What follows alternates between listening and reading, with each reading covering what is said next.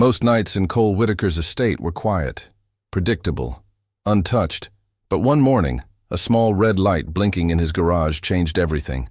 Inside the trunk of his luxury car was a sleeping child. What he uncovered wasn't a crime. It was a quiet act of survival, and the kind of love that hides in the shadows. Before we begin, what city are you watching this from? Drop it in the comments. We'd love to know. Now, let's begin. The air was still, the kind of heavy quiet that only exists before dawn. Somewhere far beyond the hills of Northern California, the city lights blinked like distant stars, too far to touch the sprawling estate tucked behind wrought iron gates and ancient oaks. Inside, everything was asleep.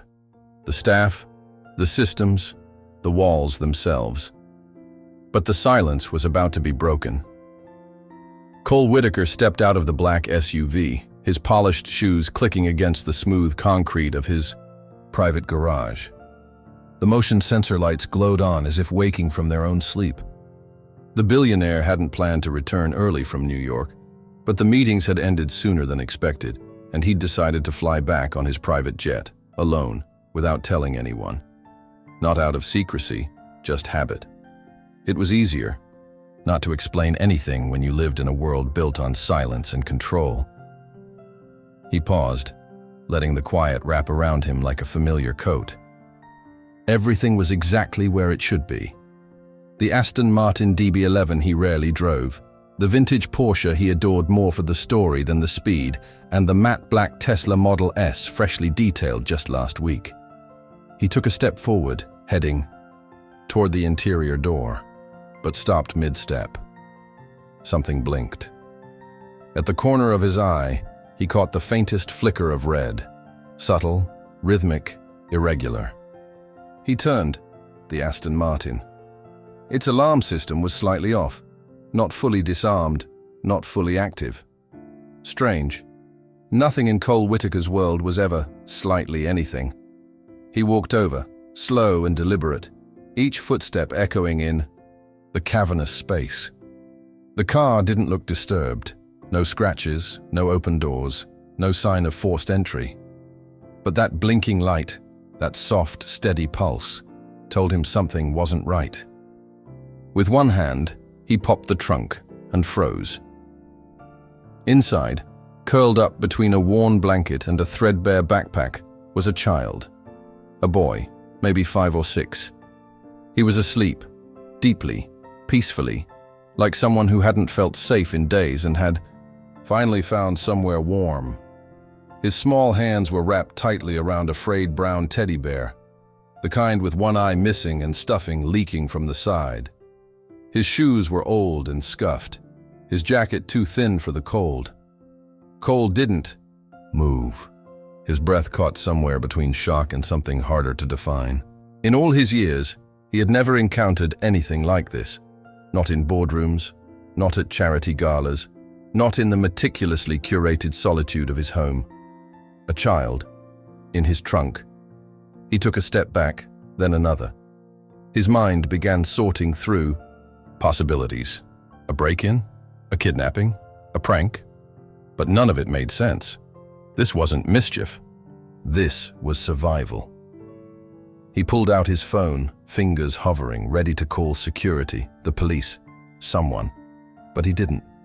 Not yet. Instead, he looked closer. The boy's face, soft and peaceful, carried something hauntingly familiar. Not in identity, but in essence. A kind of quiet resilience. He didn't look lost. He looked hidden, as if someone had placed him there deliberately, not to abandon him, but to protect him. Cole turned, scanning the shadows of the garage. Nothing moved. No sound, no presence. Just that child, asleep inside a multi-million-dollar car, like a secret waiting to be found. Moments passed before he reached in gently, lifting the boy in his arms. The child stirred only slightly, then settled again against Cole's shoulder, too exhausted to resist. He was light, frighteningly so, as if the weight of the world had already pressed down on him. Carrying him through the garage door into the main hallway of the estate, Cole felt something unfamiliar rise in his chest. Not fear, not annoyance. Something deeper, something human. He called for the staff as he stepped into the foyer. Lights came on. Footsteps scrambled. Confused voices met him at the base of the grand staircase. They looked from the child to him and back again, too stunned to ask questions. But before anyone could speak, another sound pierced the air, frantic footsteps outside. Then a sharp knock, then another, then silence. Cole turned toward the glass. Front door. A figure stood outside, arms wrapped around herself, breath fogging the air. A young woman, thin, pale, barely more than a silhouette in the cold. Her eyes were wide, red from crying, and even before she spoke, Cole understood. This wasn't random. He opened the door, and the woman, clearly trembling, stepped forward. She didn't plead. She didn't scream. She didn't beg. Her face held only quiet desperation. The boy in Cole's arms stirred again, the woman's eyes filled with tears the instant she saw him. She was his mother. That realization shifted something. Fundamental in Cole's carefully structured world, he had assumed chaos, crime, a breach in his fortress. But this was something else. This was survival written in the language of love. She tried to speak, but her voice failed. Instead, she held out her hands, not demanding, not expecting, just hoping. The child woke slowly, eyes blinking against the light. When he saw her, he reached out, arms opening like instinct. Cole passed him over gently, watching as the boy nestled into her neck, wrapping both arms tightly around her. And then, the final piece fell into place. He had seen her before. She was one of his night security guards, quiet, reliable, invisible in the way working-class people often are to the wealthy. Her name escaped him. Her presence hadn't. Now it all made sense. The car in the garage, the child hidden in the trunk, the blinking light. She hadn't left her son behind. She had hidden him, protected him, while doing her job, because she had no other choice. The staff stood frozen, unsure of what to do. Cole simply looked at her. For a long moment, nothing was said. No one moved. And then he gestured silently for the others to leave. She followed him inside, the child asleep again in her arms. And Cole, for the first time in a long time, felt the weight of a different kind of responsibility settle on his shoulders, one that no contract or investment could resolve. Because this wasn't about wealth. It was about witnessing. And the moment he opened that trunk, his life quietly began to change. The house had never felt this still, even in its quietest hours. Cole Whitaker stood in the center of his sprawling living room, the warmth of the morning barely beginning to creep through the tall windows. The woman, Rachel Moore as he would later learn, sat quietly on the edge of a leather armchair, her son asleep in her lap, his small fingers still clinging to the teddy bear like an anchor in a storm. She hadn't asked to stay. She hadn't asked for help. In fact, she hadn't asked for anything. Cole had offered her a seat, and she had taken it with a quiet dignity that struck him. She kept her eyes down, focused on the child, as though looking too closely at him, at the man who now held every right to destroy what little she had left.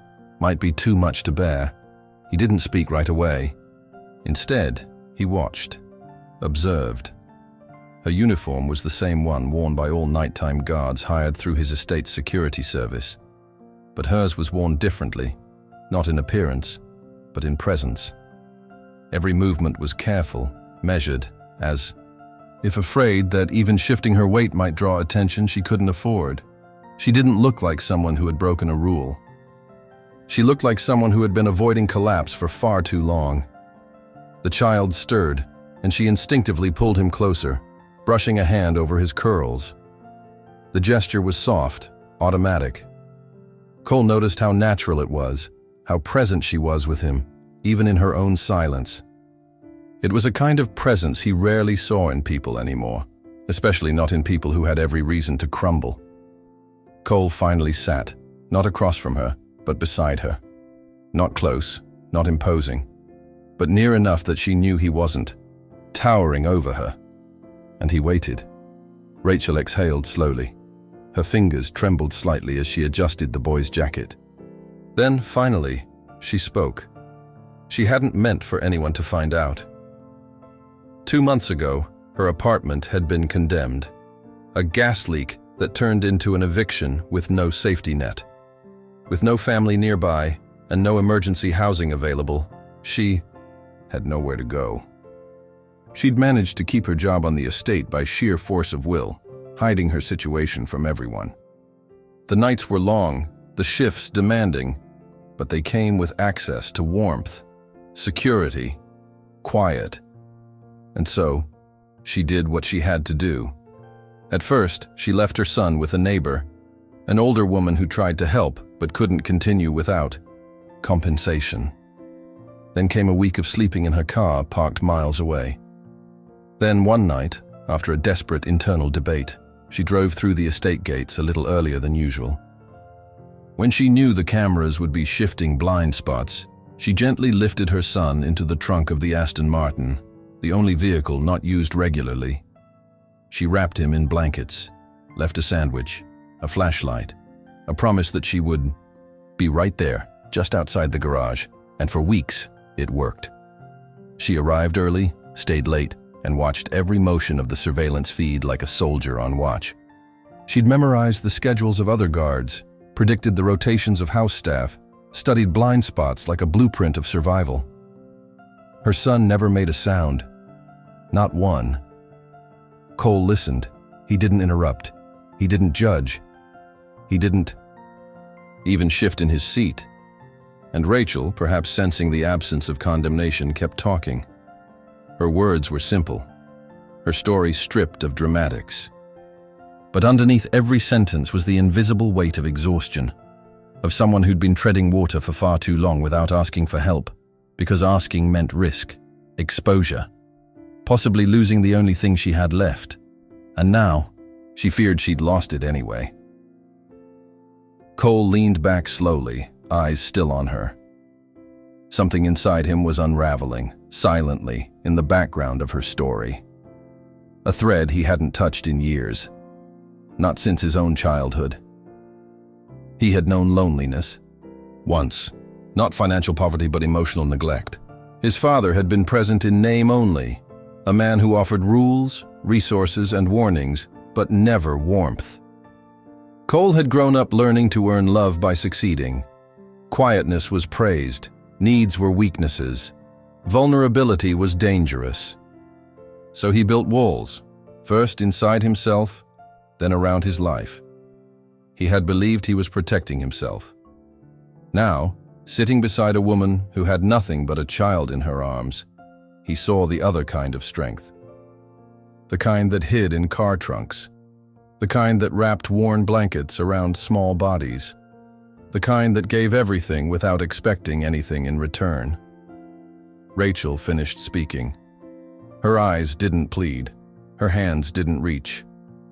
She simply looked at him and waited, not for grace, but for consequence. But Cole didn't stand, didn't call security, didn't send her away. Instead, he did something rare, something that made his own staff whisper when it happened. He stayed silent. He looked toward the large windows behind them, where the sky was beginning to shift from deep blue to the first touches of dawn. Light bled slowly across the walls. The estate would soon wake. Staff would return to routine. Meetings, emails, strategy calls. The machinery of his life would spin forward again. But in this moment, it all felt irrelevant. He stood slowly and walked to the panel by the hallway, disabling a few of the indoor cameras. Then he turned back and looked at her. He didn't offer pity, he offered space, and in that space, something new began to settle. Not a solution. Not yet. but a seed. A change. Rachel remained in the chair for a while, her son still resting, her body still folded into caution. But there was a shift in her shoulders, barely perceptible, like the release of a breath she hadn't dared to take in weeks. Cole left the room quietly. He didn't need answers. He had them now. What mattered wasn't how she got here. What mattered was what he would do next. Because sometimes, even the most powerful men in the world discover that the real strength lies not in having the answers, but in simply choosing to see. The following day unfolded like any other on the estate, on the surface at least.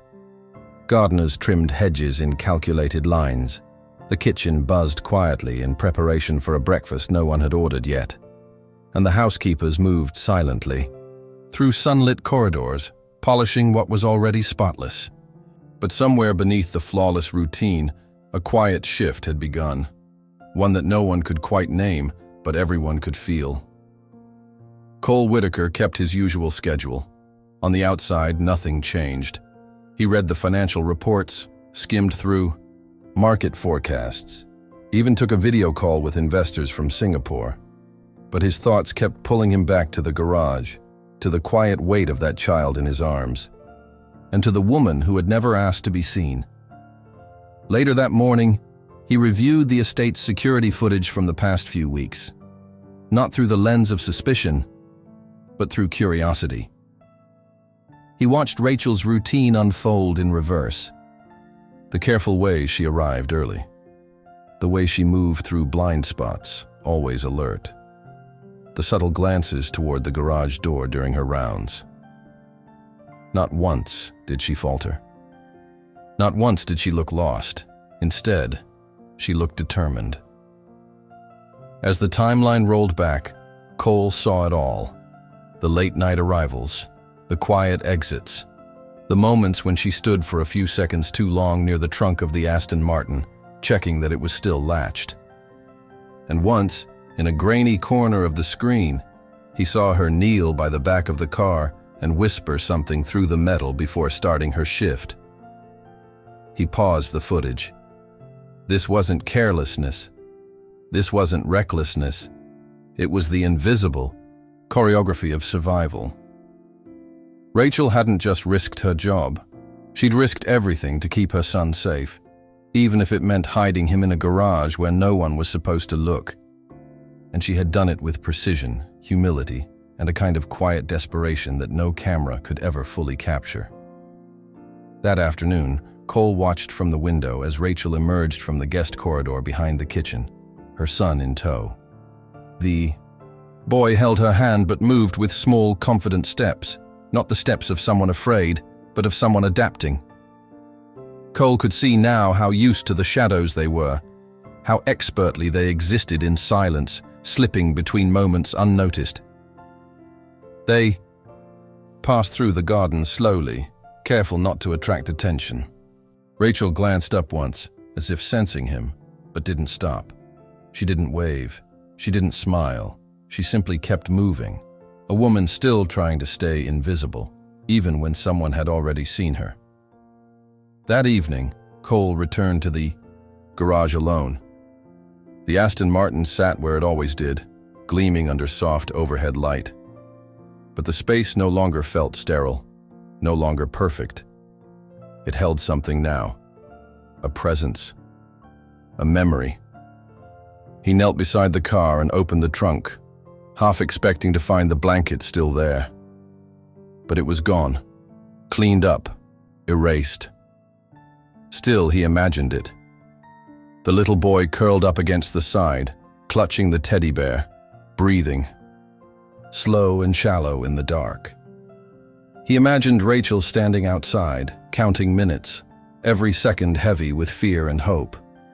There was no dramatic revelation, no thunder of emotion, just a quiet understanding. She had done everything she could, and now it was his turn. In the days that followed, Cole Whitaker became a spectator in his own home. He didn't announce anything, didn't issue new orders. The staff continued their duties as always, operating within the boundaries of polished professionalism. No one mentioned Rachel more. No one asked about the child, but they noticed. They always noticed. A new pattern forming around the edges of Cole's world. Rachel now stayed in a temporary space near the service corridor, a modest room typically reserved for overnight personnel. It had no windows, no decorations, just a bed, a small table, and a curtain that didn't quite close. But for Rachel, it was enough. It was inside, it was warm, and most importantly, it was safe. Each night she arrived a little earlier. Her son, whose name Cole had quietly learned was Eli, stayed close to her side, never loud, never disruptive. In the early mornings, after her shift ended, she'd carry him back to the room, holding him with the same tenderness as the first time Cole had seen them. Sometimes, Eli walked on his own, holding her hand tightly, dragging his worn teddy bear behind him across the polished floors. That bear never left his side. It had seen too much. Cole found himself watching without meaning to. Small moments, passing glances, the way Rachel double-checked every exit before stepping out, the way Eli paused at the garden window to stare at the sky, as if waiting for something that might never come. Cole had built his empire on data, algorithms, efficiency, absolute control. He knew how to predict behavior, analyze risk, structure, outcomes. But nothing in his life had prepared him for the quiet ache that had begun to spread inside him. It wasn't pity. Pity was cheap. This was recognition. A quiet, unwilling connection to a part of himself he'd spent decades silencing. One night, unable to sleep, Cole returned to the security office, a glass-walled room buried deep in the West Wing, filled with screens and logs and schedules. He rewound the footage again, not looking for flaws this time, but for moments, patterns, humanity. He paused on a frame of Eli sitting alone in the garage, legs crossed, a flashlight turned on its side, casting soft shadows on the trunk. The child wasn't playing. He was thinking, waiting, protecting. Another clip. Rachel in the staff kitchen, stealing a moment to heat a cup of instant soup, her hands wrapped tightly around the styrofoam bowl like it was a sacred offering. The exhaustion in her shoulders. The silence in her face. And another. Eli asleep on a bench in the east hallway, his head resting on the bear, his shoes still on. Rachel pacing nearby, checking her watch, checking the doors, checking everything but herself. Cole leaned back in the chair and closed his eyes. He remembered a night when he was 7, sitting on the cold floor of his father's study, waiting for the man to notice he was still awake. The fireplace was crackling. The clock had struck 10. His mother hadn't come home. He had fallen asleep there, alone. No one ever came looking. He hadn't thought of that moment in years. Back then, he learned that silence wasn't safety. It was abandonment dressed in expensive silence. So he had built noise around him, wealth, power, strategy. He had filled the silence with everything money could buy until he couldn't hear anything else. But now, Rachel's silence was different. It wasn't hollow. It was protective. It was full of love. And it was that realization that broke him. Not loudly, not suddenly, just steadily. The next morning, Cole didn't attend his scheduled meetings. He walked the property alone, thinking about all the things he'd built and the things he'd never let himself feel. He found himself back in the garage, standing beside the Aston Martin. The air was cool, golden light stretching through the high windows. He looked at the place where Eli had once slept, the shape of a child hidden in a trunk built for luxury, not survival. There were some things money couldn't fix. A child shouldn't have to sleep in the dark to be safe. A mother shouldn't have to disappear just to hold on to her dignity. And yet, here they were, still standing, still present, still human.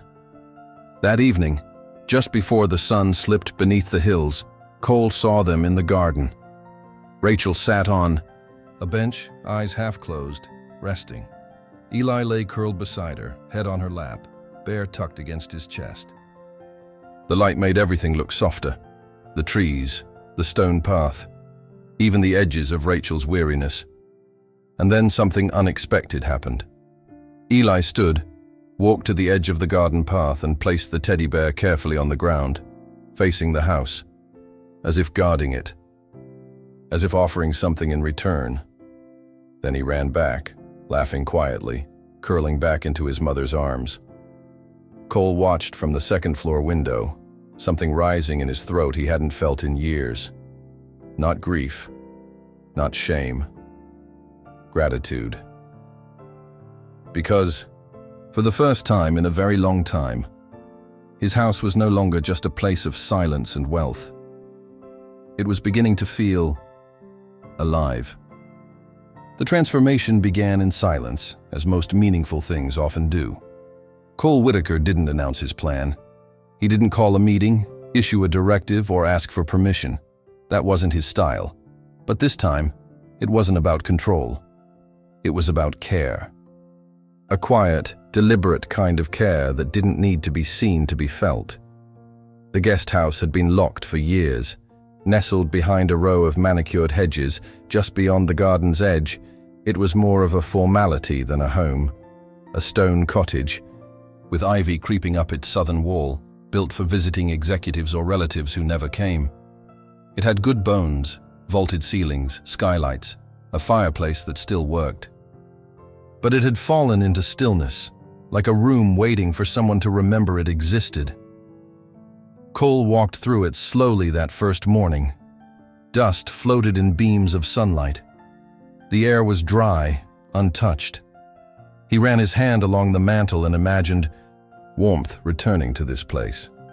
Not just from the fire, but from presence. From laughter.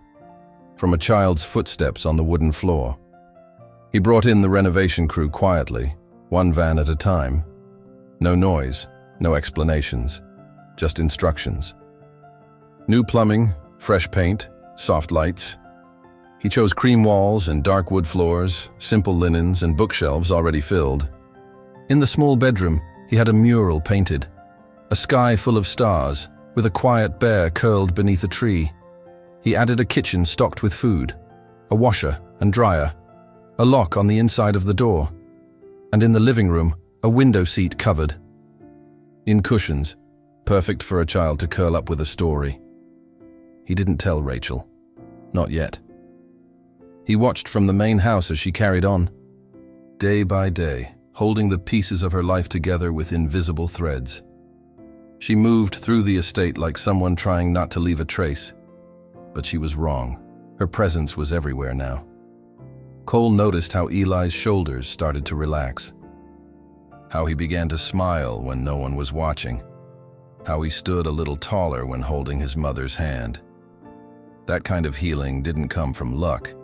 It came from love. And it was that love Cole wanted to honor. When the cottage was finally ready, he walked there alone at sunrise.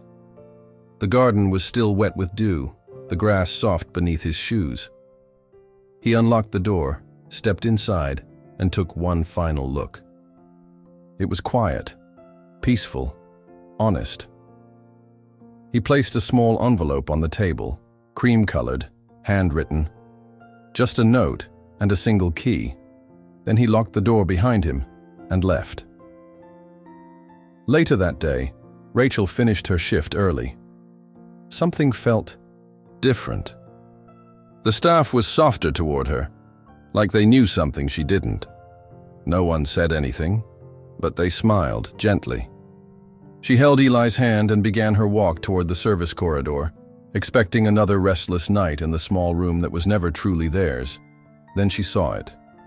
On the edge of the path, a man in a dark suit waiting in front of the guest house. Gate. Cole didn't speak. He didn't gesture. He simply nodded once and stepped aside. The gate creaked open. Rachel hesitated. Eli clutched her leg. She stepped through. The front door of the cottage was unlocked. She opened it slowly, unsure of what waited inside, and then froze. It was warm. The lights glowed golden. The air smelled faintly of cedar and fresh bread. On the table sat the envelope, her name written in steady, careful letters. She opened it with trembling hands. No one should have to hide to protect what they love. That was all it said.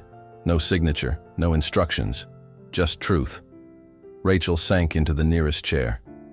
Eli wandered through the living room, eyes wide, fingers brushing against the bookshelves, the pillows, the painted sky above his new bed.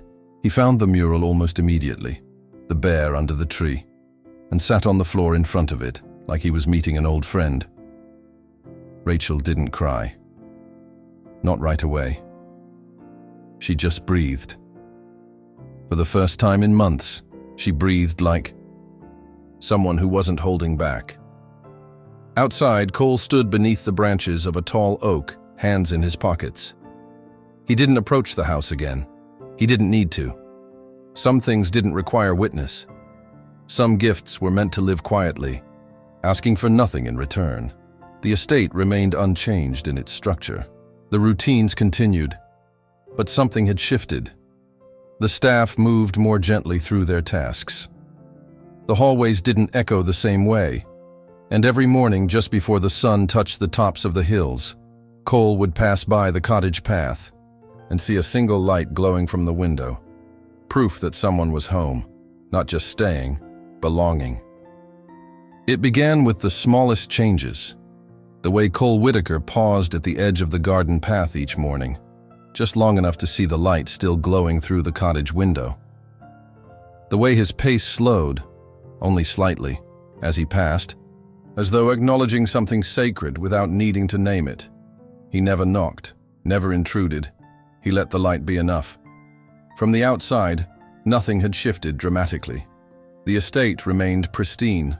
The routines held firm. Cole still attended virtual meetings with people halfway across the world, still oversaw investments with sharp precision, still answered to no one. But within the quiet corners of his world, something softer had taken root. Not as a disruption, but as a quiet evolution. Rachel made no grand declarations either. She resumed her security shifts with quiet professionalism, still arriving early, still completing every task without flaw. But now, there was a difference in the way she moved, not rushed, not afraid, grounded, present. She no longer avoided eye contact with the staff. She nodded, occasionally smiled. There was strength in her posture that hadn't been there before. Not defiance, just peace. And Eli. Eli blossomed. He explored the garden like it was a kingdom made just for him. He learned the paths between the citrus trees and the small wildflowers near the fountain. He began drawing with crayons. Rachel found in a basket near the cottage bookshelf drawings filled with stars, trees, and tiny bears. Sometimes he placed them on the windowsill, facing outward, as if offering them to the world. The staff noticed. They started leaving small things near the cottage gate: a pack of juice, a children's book, a soft knitted hat. Nothing formal. No labels, just quiet gestures of kindness. Cole never spoke of the arrangement to anyone. There was no announcement, no document, no payroll change. He simply made sure that what was needed appeared, without question. Groceries, medicine, new shoes when Eli started to fray, a doctor who came once discreetly, just to check the boy's lungs during flu season. No signatures, no fanfare, and, in return, Rachel never asked for more. She accepted each gift with the same quiet dignity she had shown from the beginning. Gratitude lived in her eyes, not her words. One evening, weeks after the cottage had become their home, Cole found himself in the garage again, the same place where the story had begun. The Aston Martin was still parked where it had always been, its paint gleaming under soft LED lights. But it no longer carried the weight of secrecy or discomfort. Now it carried memory, not of intrusion, but of revelation. He stood there for a long time, remembering. The blinking red light, the small boy asleep in the trunk, the soft bear, the woman at the door. He remembered how the silence had once been absolute, a fortress he thought protected him from chaos. But now he knew better. Silence could also be a prison. And it had taken a child, curled in the dark, to remind him that no amount of wealth could build what only vulnerability could offer: connection. As he turned to leave, he passed by the side corridor that led toward the cottage. The window glowed faintly in the distance, not bright, just enough to remind him. Someone was home. That same night, Rachel sat in the window seat of the cottage, a blanket wrapped around her legs, Eli curled against her side. His breathing was slow, steady. Outside, the garden swayed gently in the breeze. The world was still. She looked out toward the main house. No lights on, no sounds, but she knew he was there, watching, not to control, but to care. And that made all the difference. Cole never tried to fill the space that had formed between them. He respected it. But in the silence that stretched across the estate, between the mansion and the cottage, between power and presence, something beautiful had settled. Trust. A quiet trust, born not of obligation, but of choice. Over time, the estate became more than a place of wealth. It became a sanctuary. Not for many, just for those who needed it most. Cole never changed the way he dressed. Still wore the same crisp suits, still walked with quiet confidence. But now, as he passed by the garden each morning, he would sometimes find a drawing tucked into the hedges. A bear, a star, a little house with yellow light, and he would smile. He didn't need recognition. He didn't need thanks. Because for the first time in decades, he felt whole, not because of what he had built, but because of what he had chosen to make room for. And every morning, as he stood at the edge of the path and saw that light still glowing in the cottage window, he remembered. Sometimes, the brightest things in life begin in the quietest places. Thank you for sharing this story with us. Sometimes the deepest changes begin quietly, not with a grand gesture, but with a choice to see someone clearly and act. If this story moved you, even just a little, consider subscribing. We tell stories like this to remind each other that kindness still matters, especially the kind that asks for nothing in return. And now we'd love to hear from you. What would you have done in Cole's place? Scroll down and share your thoughts in the comments. We'll see you in the next one.